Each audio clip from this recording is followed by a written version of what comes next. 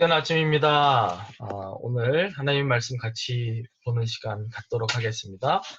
같이 말씀을 보기 전에 먼저 같이 기도하겠습니다. 하나님 감사합니다.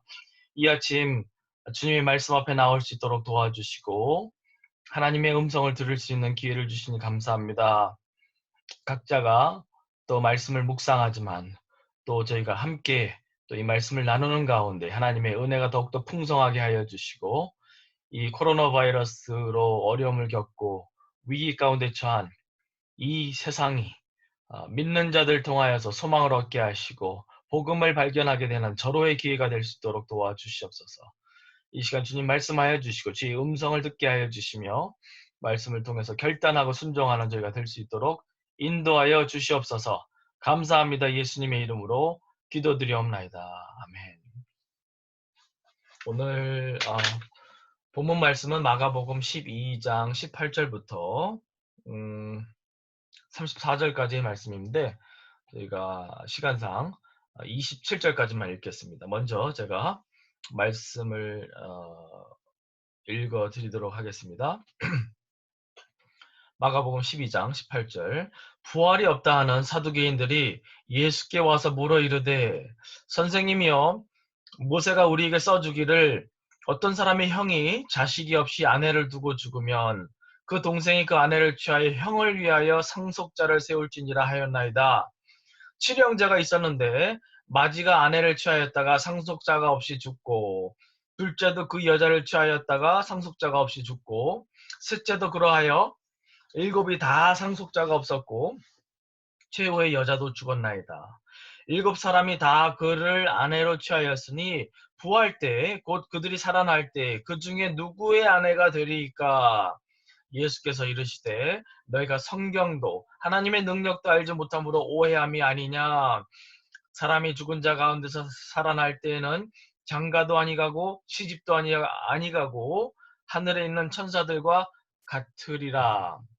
죽은 자가 살아난다는 것을 말할진대 너희가 모세의 책 중 가시나무 떨기에 관한 글을 하나님께서 모세에게 이르시되 나는 아브라함의 하나님이요 이삭의 하나님이요 야곱의 하나님이로라 하신 말씀을 읽어보지 못하였느냐.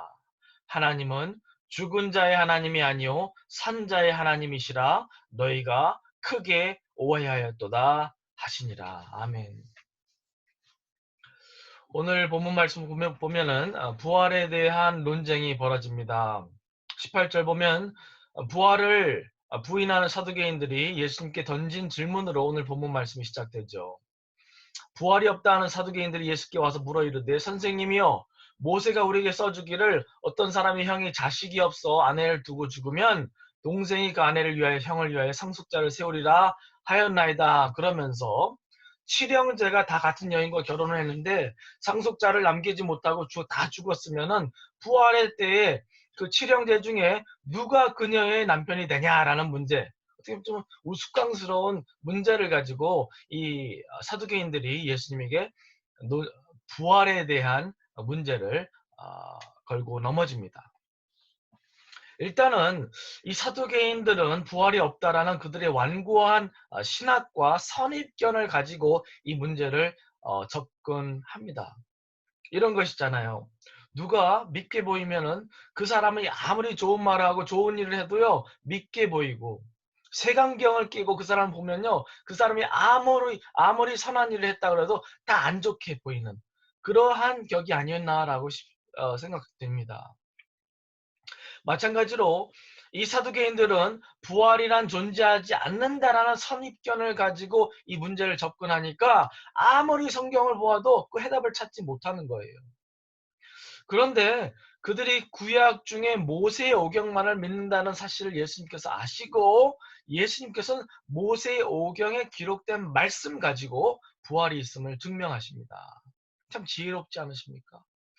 26절에 죽은 자가 살아난다는 것을 말할진대 너희가 모세의 책 중 가시나무 떨기에 관한 글을 읽지 못하였느냐 라면서 나는 하나님 말씀하시기를 아브라함의 하나님이요 이삭의 하나님이요 야곱의 하나님이로라 하신 말씀을 읽어보지 못하였느냐.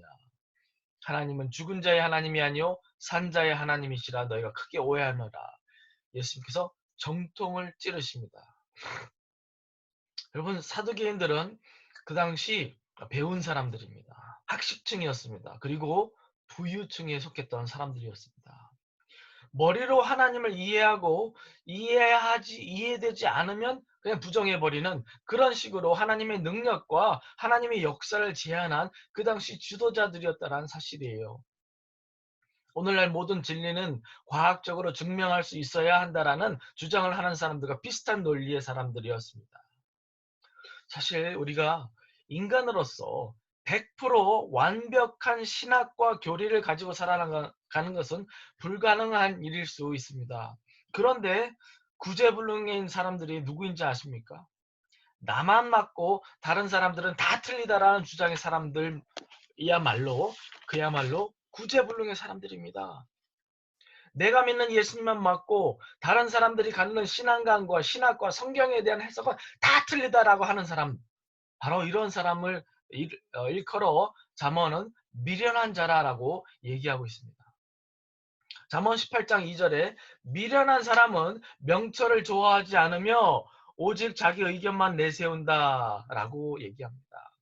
듣기는 안 하고 자기 주장만 내세우는 사람, 이 사람들이 바로 그 당시 사두개인 사람들이었다라는 말씀이에요.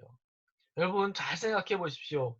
하나님의 아들 되신 그리스도께서 바로 그들의 눈앞에서 서 계셨음에도 불구하고 그리스도께서 하시는 말씀은 한 귀로 듣고 한 귀로 다 흘려보내고 자기들이 믿는 모세의 오경만이 진리이다, 부활은 없다라고 억지를 부린 사람들, 이 사람들이 바로 그 당시 사두개인들이었다라는 말씀이에요.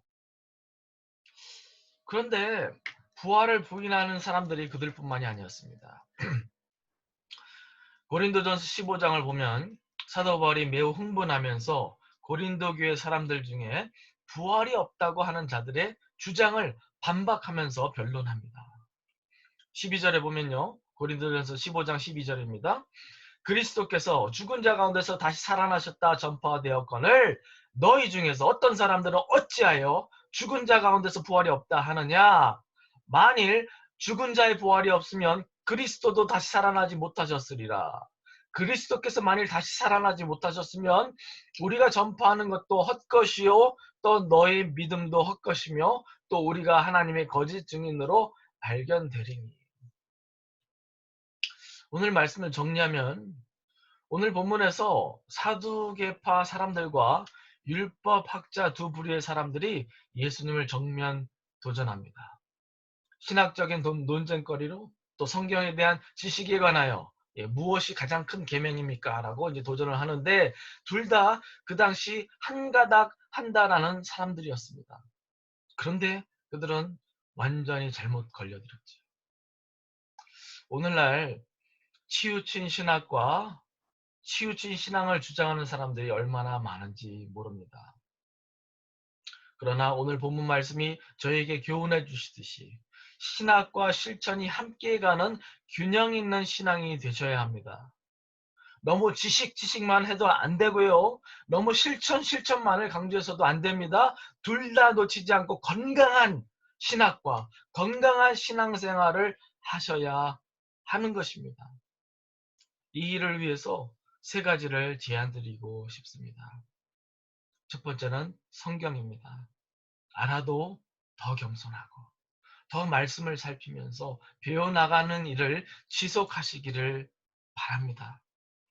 뭐 이 정도 알았으면 됐지라는 뭐가 더 필요한가라는 어떤 방심과 거드름을 피우는 사람들은 위험한 사람들입니다. 두 번째로 성도입니다. 성도. 독불 장군이 아니라 주님께서 다른 성도들을 통해서도 말씀하신다라는 사실을 인정하는 모습. 그죠? 그들을 통해서도 배우게 하시고 또 보고 배울 것이 있다라는, 본받을 것이 있다라는 사실을 인정하는 그런 모습이 우리에게 절대적으로 필요합니다. 하나님께서는 서로를 통해서 더 큰 하나님의 나라를 이해하게 하시고 이룩해 가게 하신다는 사실을 인정하고 서로 협력하고 함께 하고자 하는 그런 모습, 절대적으로 필요한 모습입니다. 마지막으로 실천을 제안 드리고 싶습니다. 많이 아는데 실천이 없는 신앙이 오늘날 기독교의 가장 큰 문제라고 봅니다. 사실 오늘날 기독교인들만큼 참 주워 들은 게 많은 사람들이 어디 있습니까? 그런데 문제는 하나님과의 개인적인 인격적인 만남이 아닌 피상적인 만남만이 이루어진다는 사실이에요. 남이 만난 주님, 남이 발견한 하나님의 말씀만 주워 듣는 수준의 신앙생활을 하다 보니까 오늘날 그 결과 교회가 이 모양 이 꼴이 된 것이 아니겠습니까? 인격적으로 주님을 매일매일 만나시는 여러분 되시기 바랍니다. 개인적으로 여러분의 하나님을 만나는 여러분 되시길 간절히 바랍니다. 그리고 배우고 깨닫고 보여주시는 바는 실천으로 옮기는 그러한 신앙인이 되시기를 간절히 바랍니다. 오늘 말씀 가운데 사두개인들은 그들이 아는 성경과 하나님에 대한 지식은 극히 제한적인 이해에 머물렀습니다. 하나님을 인격적으로나 개인적으로 만나보지 못했던 사람들이에요. 그들은 나름대로 색안경을 끼고 성경과 하나님을 접근하는 실수를 범했습니다. 그 결과 성경과 하나님의 능력과 영생에 대해 크게 오해하고 또 다른 사람들에게 똑같은 것들을 가르쳤다라는 사실이에요. 그런데 이것이 결코 사두개인들만의 문제가 아님을 기억할 수 있기를 바랍니다. 오늘날 우리도 사두개인적인 기질을 가지고 있습니다. 나의 자라난 환경과 배경과 교육과 이해를 가지고 하나님의 말씀을 제안할 때가 얼마나 많습니까? 나만 맞다고 생각하고 다른 색깔의 신앙을 가진 사람들은 다 배제해버릴 때가 사실 얼마나 많습니까? 하나님을 그냥 단순히 지식적으로, 피상적으로 알아가는 실수를 범할 때가 얼마나 많으십니까?